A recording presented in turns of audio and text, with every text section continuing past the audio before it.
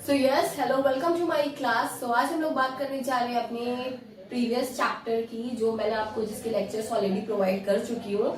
ठीक है, तो ये है आपका चैप्टर मिनरल न्यूट्रिशन। तो मिनरल न्यूट्रिशन के आज हम लोग कुछ एमसीक्यूज को सॉल्व करेंगे और ये मेजर जितने भी आपके एमसीक्यूज हैं वो आपके नीट में आए हुए हैं। ठीक है, तो हम लोग इम्पोर्टेंट एमसीक्यूज को आज सॉल्व करने जा रहे हैं। तो फर्स्ट ऑफ ऑल स्टार्ट करते हैं विद फर्स्ट क्वेश्चन। तो हमारा क्वेश्चन कहता है the techniques of growing plants in nutrient solution is complete absence of soil is called as. यानी कि कौन सी टेक्निक होती है ग्रोइंग प्लांट्स की जो कि न्यूट्रिएंट सॉल्यूशन में होती है लेकिन उसमें सॉइल एब्सेंट होती है।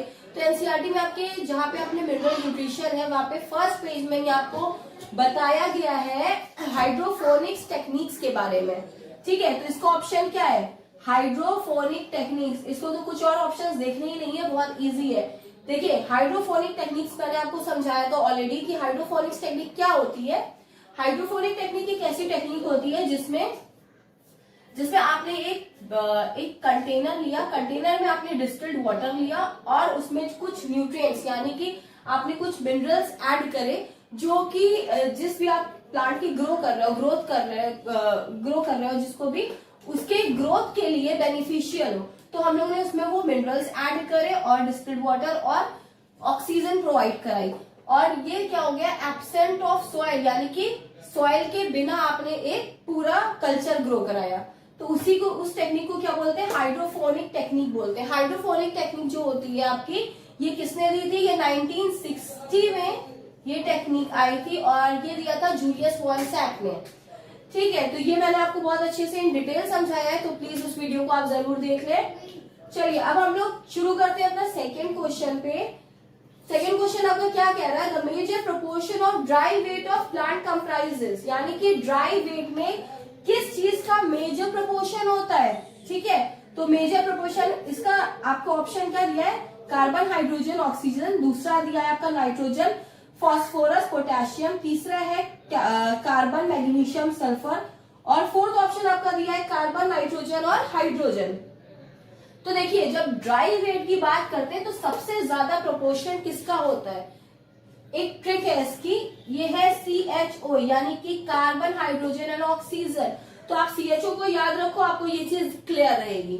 ठीक है, तो कौन सा ऑप्शन आपका सही होगा? सबसे पहला वाला CHO यानी कि carbon, hydrogen, oxygen is the correct answer for this question. Okay, तो जल्दी हम लोग मूव करते हैं अपने थर्ड क्वेश्चन की तरफ। सो थर्ड क्वेश्चन आपका कहता है nitrogen fixation in root nodule of Alnus is brought by. यानी कि नाइट्रोजन फिक्सेशन जो रूट पे हो रहा है, ठीक है, जब नोड्यूल फॉर्म होता है, ये मैंने आपको अपने लास्ट लेक्चर में ऑलरेडी समझाया हुआ था कि जो नोड्यूल फॉर्मेशन किसमें होगा। यानी कि अगर हम यहाँ पे बात करते हैं एल्नस, एल्नस कौन सा प्लांट है आपका? एल्नस है आपका non leguminous plant. Yes, this is a non leguminous plant. अगर हम लोग नॉन लेग्यूमिनस प्लांट की बात करते हैं तो इसमें क्या होता है? देखिए इसमें आपका एग्जाम्पल ऑलरेडी दिया गया है एल्नस। इसमें बीज नहीं होते, यानी कि मैंने आपको बताया ना सीडलेस होता है, यानी कि सीड्स प्रेजेंट नहीं होती। और अगर आप लेग्यूमिनस की बात करते हो तो मैंने आपको एग्जांपल दिया था पीज, यानी कि मटर, सेम, लुबिया। ये सारी कौन सी वेजिटेबल्स है जो आपके लेग्यूमिनस प्लांट्स की होती है। ठीक है, तो यहाँ पे नॉन लेग्यूमिनस का एग्जाम्पल आपका दिया गया है, तो उसके लिए आपका कौन सा बैक्टीरिया है? ठीक है, यानी कि जो नाइट्रोजन फिक्सेशन करेगा। तो देखिए मैंने आपको बताया था अगर आप लेग्यूमिनस प्लांट की बात करते हो तो उसके लिए आपको बैक्टीरिया लगेगा राइजोबियम। यानी कि राइजोबियम बैक्टीरिया होता है जो लेग्यूमिनस प्लांट में नाइट्रोजन फिक्सेशन करता है रूट्स के साथ मिलकर और रूट्स में नोड्यूल फॉर्मेशन करता है। अब हम लोग यहाँ पे बात कर रहे हैं नॉन लेग्यूमिनस प्लांट की। तो नॉन लेग्यूमिनस प्लांट में कौन सा बैक्टीरिया होता है? That is Frankia. ओके, तो इसका ऑप्शन क्या होगा? C option is correct, that is Frankia. तो फ्रैंकिया जो होता है आपका बैक्टीरिया जो कि नॉन लेग्यूमिनस प्लांट में होता है और ये आपका क्या करता है? नोड्यूल फॉर्मेशन करता है और नाइट्रोजन फिक्सेशन में हेल्प करता है। Okay, so let's move to the next question. Yes, तो मूव करते हैं हम लोग अपने नेक्स्ट क्वेश्चन की तरफ। तो नेक्स्ट क्वेश्चन आपका क्या कहता है? One of the free living anaerobic nitrogen fixer is, यानी कि कौन सा इसमें से नाइट्रोजन फिक्सर है एनारोबिक कंडीशन में, यहाँ एनारोबिक कंडीशन की बात हो रही है, तो आपके ऑप्शन है बिजवेंकिया, राइडोस्पाइरलम, राइजोबियम या एजोबैक्टर। तो देखिए इसका करेक्ट आंसर क्या है, ये मैंने ऑलरेडी बताया था आपको अपने लेक्चर में, ठीक है। तो इसका करेक्ट आंसर इज बी, यानी कि रोडोस्पाइरलम। ओके, देखिए ये एनारोबिक में ये फ्री लिविंग भी है, एनारोबिक कंडीशन में ये क्या करता है, नाइट्रोजन फिक्सर की तरह वर्क करता है, यानी कि ये नाइट्रोजन फिक्सर होता है जो नाइट्रोजन फिक्सेशन कराता है। और ये बेजवेंकिया आपका और एजोबैक्टर जो है ये भी आपका फ्री लिविंग है जो कि नाइट्रोजन फिक्सेशन कराता है, ठीक है। लेकिन ये कौन सी कंडीशन में होता है, ये आपका होता है एरोबिक कंडीशन में। ओके, और आपका ये राइजोबियम आपका क्या है,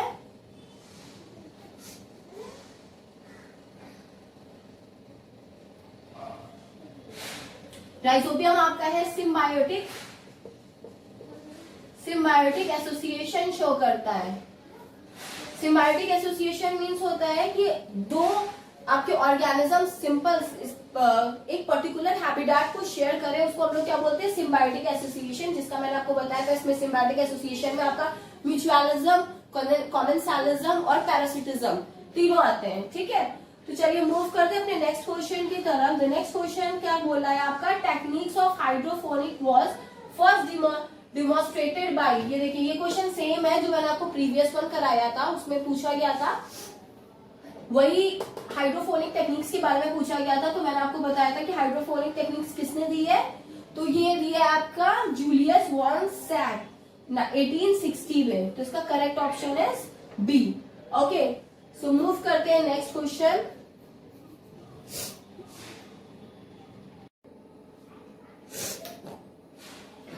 यस, तो देखिए नेक्स्ट क्वेश्चन आपसे क्या कह रहा है, कैल्शियम कैन इफेक्ट, कैल्शियम किस चीज को इफेक्ट करता है। पहला ऑप्शन है आपका परमेबिलिटी ऑफ प्लाज्मा मेम्ब्रेन, यानी कि प्लाज्मा मेम्ब्रेन की परमेबिलिटी को इफेक्ट करता है, या हाइड्रेशन ऑफ कोलाइड्स, या थर्ड है आपका translocation of carbohydrates amino acids, और या फोर्थ है आपका डेवलपमेंट ऑफ रूट्स। तो देखिए ये मैंने आपको जहां पे बताया था कि क्या क्या डेफिशिएंसी वाला जो आपका टॉपिक कराया था, उसमें मैंने बताया था कि कैल्शियम क्या करता है, पोटेशियम क्या करता है, और सारे जितने भी मिनरल्स हैं उसका मैंने आपको अच्छे से समझाया हुआ था और उसकी ट्रिक्स भी दी थी। तो अगर आप उस वीडियो को देख लोगे तो अच्छे से समझ में आ जाएगा। तो देखिए कैल्शियम जो होता है ये आपको पता है कि प्लाज्मा मेम्ब्रेन में ही प्रेजेंट होता है, और ये इसको इफेक्ट भी कर सकता है अगर इसकी कंसेंट्रेशन कम या ज्यादा की जाए तो permeability of plasma membrane is the correct answer. Okay, और ये क्या करता है, बहुत सारे कैल्शियम जो होते हैं इसके जो मेटाबॉलिक प्रोसेसेस होते हैं या जो सेल वॉल की फॉर्मेशन होती है उसमें क्या होता है, ये हेल्प कराता है कैल्शियम। ओके, अब हम लोग 7th क्वेश्चन की तरफ मूव करते हैं। तो 7th क्वेश्चन आपसे क्या कहता है, specialised cell in Nostoc BGA that it's nitrogen fixation, यानी कि जो नोस्टॉक है यानी कि बीजीए में आपका कौन से सेल्स प्रेजेंट है जो कि नाइट्रोजन फिक्सेशन कराते हैं, ठीक है। तो आपके इसमें ऑप्शंस दिए हैं, ए ऑप्शन है आपका हैप्लोस्पर्म, बी ऑप्शन है होलोस्ट्रम, और तीसरा है होलोट्रीमा या हेट्रोसिस्ट। तो देखिए ये जो नोस्टॉक और बीजीए की बात है ये आपका एनसीईआरटी में सेकंड जो आपका चैप्टर है उसमें इन डिटेल दिया गया है, तो उसमें कौन सी सेल्स होती हैं, तो इसका करेक्ट आंसर है डी। ओके, हेट्रोसिस्ट है, ये भी सेकंड चैप्टर मैंने आपका नहीं कराया हुआ है, तो ये मैं इन डिटेल आपको अच्छे से समझाऊंगी वहां पे। तो इसका करेक्ट आंसर है हेट्रोसिस्ट, यानी कि जो हेट्रोसिस्ट सेल होती है यहाँ पे ये क्या करती है, बीजीए की नाइट्रोजन फिक्सेशन में हेल्प करती है, ठीक है। नेक्स्ट क्वेश्चन की तरफ मूव करते हैं। नेक्स्ट क्वेश्चन आपका कहता है micro nutrients are present in plant tissue in concentration less than, यहाँ पे less than of dry matter. देखिए जहां पे मिनरल न्यूट्रिशन चैप्टर में जहां पे आपका ड्राई वेट के बारे में बात की जा रही है, यानी कि मैक्रो और माइक्रो न्यूट्रिएंट्स की बात की जा रही है, ये वहां से ही क्वेश्चन बना है। तो देखिए यहाँ पे लेस देन की बात हो रही है, ऑप्शंस आपके क्या दिए गए हैं, 1 मिलीमोल पर केजी, 10 मिलीमोल पर केजी, 0.1 मिलीमोल पर केजी, या लास्ट है आपका 2 मिलीमोल पर केजी। तो देखिए लेस की बात करी जा रही है, माइक्रो न्यूट्रिएंट्स की बात करी जा रही है, तो माइक्रो न्यूट्रिएंट्स में 10 मिलीमोल पर केजी से लेस होता है आपका क्या है, ड्राई मैटर। और अगर ये ज्यादा है, मोर देन है, मोर देन किस में होता है, आपके मैक्रो में, यानी कि 10 मिलीमोल पर केजी आपका से ऊपर जो होता है आपके मैक्रो में आता है, और माइक्रो में क्या आता है, 10 मिलीमोल पर केजी लेस देन। ओके, तो ये हो गया आपको, आई होप आपको समझ में आ रहा होगा। और ये सारे जितने भी क्वेश्चन है आपके एनसीईआरटी बुक से ही लिए गए, ठीक है, और ये कई बार नीट में भी पूछे गए। तो चलिए मूव करते हैं नेक्स्ट क्वेश्चन की तरफ। नेक्स्ट क्वेश्चन आपसे क्या कहता है, सेलेक्ट द करेक्ट स्टेटमेंट। ये करेक्ट स्टेटमेंट में आपको सेलेक्ट करना है कौन सा सही है। तो पहला ऑप्शन आपका कहता है legumes are incapable of nitrogen, यानी कि फिक्सिंग नाइट्रोजन। तो देखिए लेग्यूम्स, ये तो पहले ही गलत दिख रहा है कि लेग्यूम्स आर इनकेपेबल, नहीं केपेबल होते हैं नाइट्रोजन फिक्सेशन में, यानी कि फिक्सिंग नाइट्रोजन में, ठीक है, तो ये तो पहले ही गलत हो गया। दूसरा देखते हैं, legumes fix nitrogen through bacteria living in fruits. पहली बात, बैक्टीरिया फ्रूट्स में नहीं रूट्स में रहता है, ठीक है। तीसरा ऑप्शन आपसे कहता है legumes fix nitrogen only by bacteria present in the root nodule. Yes, this is correct, root nodule में बैक्टीरिया प्रेजेंट रहता है जो कि हेल्प कराता है नाइट्रोजन फिक्सेशन में, तो सी ऑप्शन इज करेक्ट, ठीक है। नेक्स्ट क्वेश्चन आपका कहता है plays important role in closing and opening of stomata. ये मैंने आपको बताया हुआ है, तो इसका करेक्ट आंसर क्या होगा, अगर आपने वीडियो देखी है तो इसका करेक्ट आंसर बताइए क्या होगा। देखिए इसका करेक्ट आंसर होगा आपका पोटेशियम।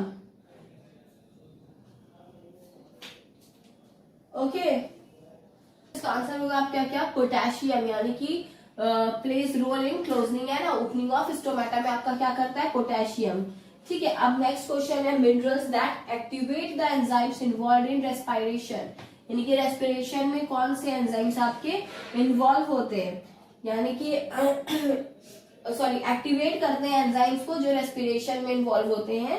तो आपके ऑप्शन क्या है, नाइट्रोजन और आपका क्या है, पोटेशियम। बी ऑप्शन है मैग्नीशियम और मैग्नीज। सी ऑप्शन है पोटेशियम और कार्बन।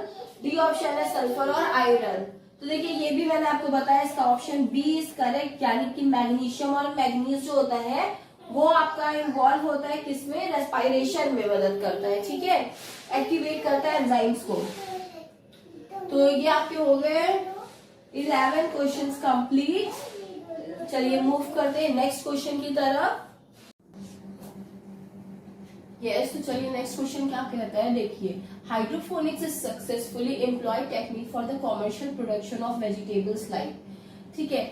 अब देखिए हाइड्रोफोनिक टेक्निक्स मैंने आपको समझाया था कि ये जूलियस वॉन सैक ने दिया था, ठीक है। इसमें चैम्बर टाइप का रख लो या जार रख लो, उस जार में इन्होंने आर्टिफिशियल ऑक्सीजन दी थी और मिनरल्स डाले थे उसमें और डिस्टिल्ड वाटर डाला था ठीक है, और उसमें उन्होंने जो भी प्लांट इनको ग्रो करना था इन्होंने ग्रो कराया था, ठीक है। तो उससे इनको ये चीज पता चल गई थी कि आप अगर किसी भी मिनरल्स को यानी कि किसी भी न्यूट्रिएंट को आप रिमूव कर देते हो तो उसका क्या डेफिशिएंसी आती है, और उसके ऐड करने से अगर एक्सेस अमाउंट ऐड करते हो तो उससे क्या कॉज होता है, यानी कि टॉक्सिसिटी क्रिएट होती है, ठीक है। तो इस एक्सपेरिमेंट से ये चीज पता चलती, जो अगर वो सॉइल में करते तो सॉइल में पॉसिबल ही नहीं होता कि आप सॉइल से सारे न्यूट्रिएंट्स को रिमूव करना, इट्स इम्पॉसिबल, ठीक है।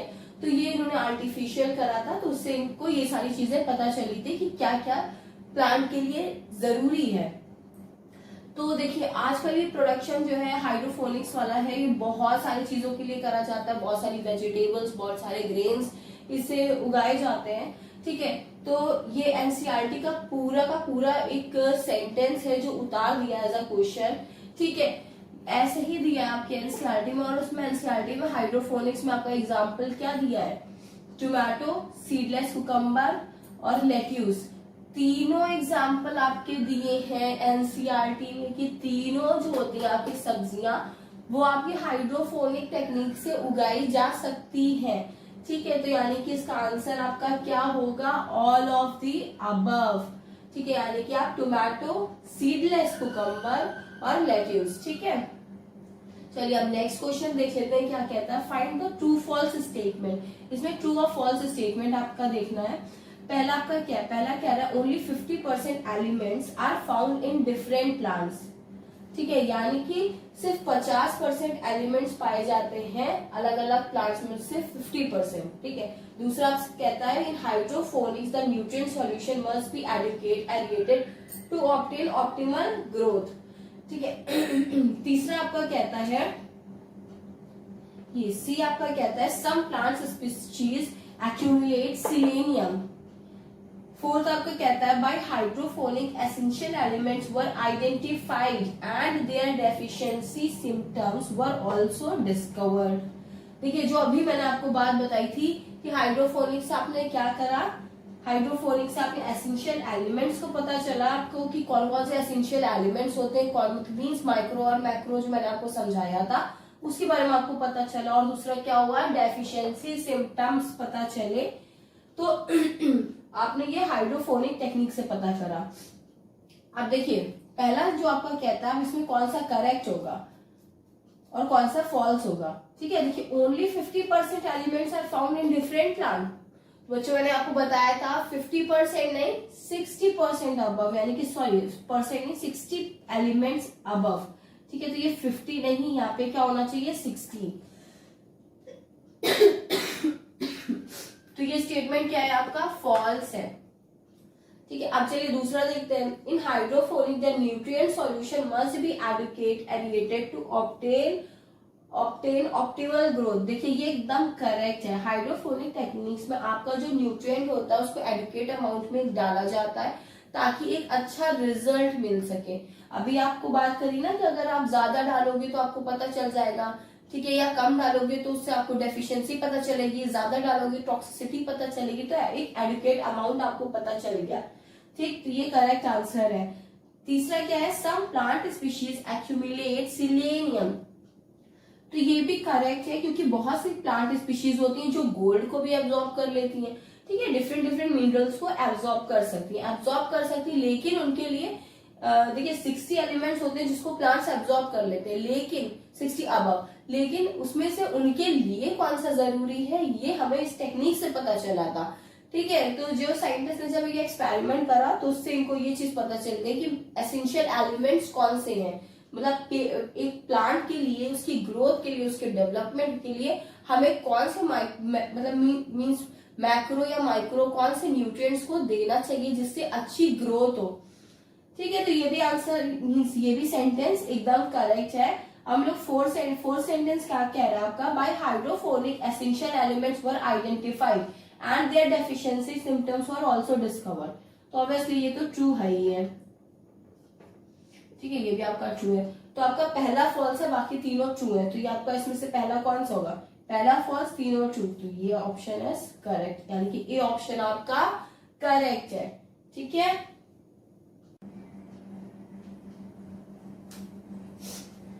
यस। तो चलिए देखिए नेक्स्ट क्वेश्चन आपका क्या कहता है, which one of the following is Arnon's criterion for the essentiality of the element. यानी कि आर्नोस जो है ये एक साइंटिस्ट थे जिन्होंने एसेंशियल एलिमेंट्स और नॉन एसेंशियल एलिमेंट्स दिए थे। उन्होंने बताया था कि कौन से एलिमेंट्स जो है वो एसेंशियल है और कौन से नॉन एसेंशियल है। ठीक है, तो उनके हिसाब से एसेंशियलिटी वाले एलिमेंट यानी कि एसेंशियल एलिमेंट्स कौन से हैं, मतलब किसके स्टेटमेंट, कौन सा ऐसा स्टेटमेंट है जो करेक्ट है। ठीक है, तो चलिए देखते हैं। पहला इन्होंने दिया है, पहला क्या दिया है, in the absence of element plants do not complete life cycle और सेट ऑफ द सीड्स। दूसरा है deficiency of elements can not be met by supply other element. तीसरा है the element must be directly involve in the metabolism of plant. Fourth है all of the above. तो चलिए इसका answer देखिए ये मैंने अपने लेक्चर में बहुत अच्छे से कराया था कि एसेंशियलिटी यानी कि एसेंशियल एलिमेंट्स क्या क्या होते हैं और उसके क्या क्या फैक्ट्स है, क्या कैसे उसको पता करोगे कि एसेंशियल एलिमेंट्स है। ठीक है, तो ये चीज मैंने आपको बताई हुई है, आप एक बार देख लो। तो चलिए इसको देखते हैं। सबसे पहला ए वाला, इन the absence of element plants do not complete life cycles और सेट द सीड्स। ये बिल्कुल करेक्ट है कि अगर कोई भी एलिमेंट यानी कि जो एसेंशियल एलिमेंट्स है वो अगर एब्सेंट होगा तो प्लांट क्या करेगा, कंप्लीट नहीं कर पाएगा अपनी लाइफ साइकिल। तो ये करेक्ट आंसर है। ठीक है, चलिए दूसरा देखते हैं, deficiency of element can not be met by supplying other element.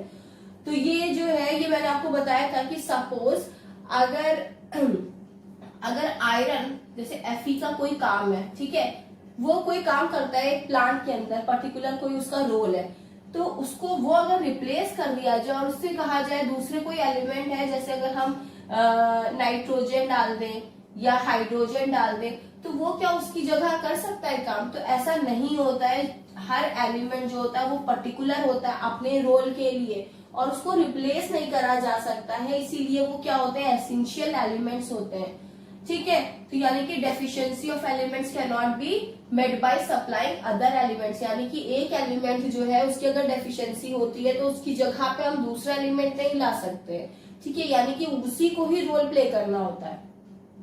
तो ये भी करेक्ट है। तीसरा ऑप्शन क्या कहता है? The element must be directly involve in the metabolism of plant.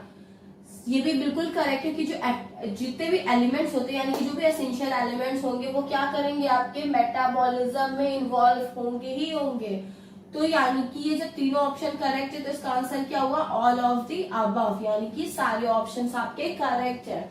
Okay, next question आपका कहता है on which basis the nutrients are divided into macro and micro nutrients। किसके बेसिस पे मैक्रो और माइक्रो न्यूट्रिएंट्स हुए हैं? तो पहला आपका ऑप्शन है क्वांटिटेटिव रिक्वायरमेंट, दूसरा है क्वालिटेटिव रिक्वायरमेंट, तीसरा है बोथ, या चौथा है नन ऑफ दी। तो देखिए, इसको मैंने आपको बताया था कि मैक्रो मतलब 10 मिलीग्राम पर मोल, ओके, और से अगर आपका ज्यादा है यानी कि मोर देन 10 मिलीग्राम पर मोल है तो ये आपका मैक्रो में आएगा, और लेस है 10 ग्राम से तो ये क्या आएगा? माइक्रो। तो ये क्या है? 10 जो है ये आपका क्या है? क्वांटिटी है ना, क्वालिटी तो नहीं है। तो यहाँ पे क्वांटिटी की बात की जा रही है, तो करेक्ट ऑप्शन क्या होगा आपका? क्वांटिटेटिव रिक्वायरमेंट के बेसिस पे आप मैक्रो और माइक्रो न्यूट्रिएंट्स में डिफरेंशिएशन कर सकते हो, ठीक है। नेक्स्ट क्वेश्चन आपका कहता है in the followings are macro nutrients. कौन से इसमें मैक्रो न्यूट्रिएंट्स हैं? The following are macro nutrients. Question में मुझे लग रहा है कुछ अधूरा है। In the followings are macro nutrients are not, यहाँ पे नॉट होगा, not the macro nutrients, okay. तो यहाँ पे आपका क्या दिया है? नाइट्रोजन, फास्फोरस, सल्फर और मैग्नीज। अब देखिए, मैक्रो न्यूट्रिएंट्स की बात करी जा रही है, तो मैक्रो न्यूट्रिएंट्स क्या क्या होते हैं? मैक्रो न्यूट्रिएंट्स कौन सा पीके का मग, कौन सा पीके का मग, ठीक है। तो ये आपका एक छोटी सी ट्रिक है जो याद रखना आप फॉर द मैक्रो न्यूट्रिएंट्स। आप कैसे याद रखोगे? कौन सा पीके का मग, ठीक है। तो इसमें आप देखिए, मैक्रो न्यूट्रिएंट्स में आपका N नाइट्रोजन है, ठीक है। आप P की बात करते हैं तो आपका P भी है, फास्फोरस भी है, ठीक है, S यानी कि सल्फर, तो सल्फर भी है, मैग्नीज, तो मैग्नीज नहीं, यहाँ पे मैग्नीशियम है, तो यहाँ पे कौन सा मैक्रो न्यूट्रिएंट नहीं है? मैग्नीज, ठीक है। तो आई होप ये क्लियर हो गया। हाँ, यहाँ पे इसका ड्राई वेट होता है पर केजी, पर किलोग्राम का ड्राई वेट लिया जाता है, ठीक है, क्योंकि इसमें अगर वेट वेट ले लेंगे तो इसमें वाटर भी होगा, वाटर में हाइड्रोजन आपका, फिर वो बहुत ज्यादा हो जाएगा वेट, इसलिए हम लोग यहाँ पे ड्राई वेट लेते हैं, ठीक है। तो आई होप ये जितने भी क्वेश्चंस हैं वो आपको बहुत अच्छे से क्लियर हो गए होंगे। ये वही सारे क्वेश्चंस हैं जो आपके नीट एग्जाम्स में पूछे जा चुके हैं, एंड ये मेनली एनसीईआरटी से ही है। जो भी कंटेंट एनसीईआरटी में दिया है, जो भी मैंने आपको पढ़ाया है पूरा एनसीईआरटी बेस्ड, तो ये वही सारे क्वेश्चंस हैं, तो प्लीज इसको बहुत अच्छे से एक बार देख लेना। तो आज की सेशन को यहीं पे खत्म करते हैं, फिर हम लोग नेक्स्ट सेशन में भी एमसीक्यूज करेंगे इसके, और जो बचे कुछ एमसीक्यूज हैं उनको सॉल्व करेंगे।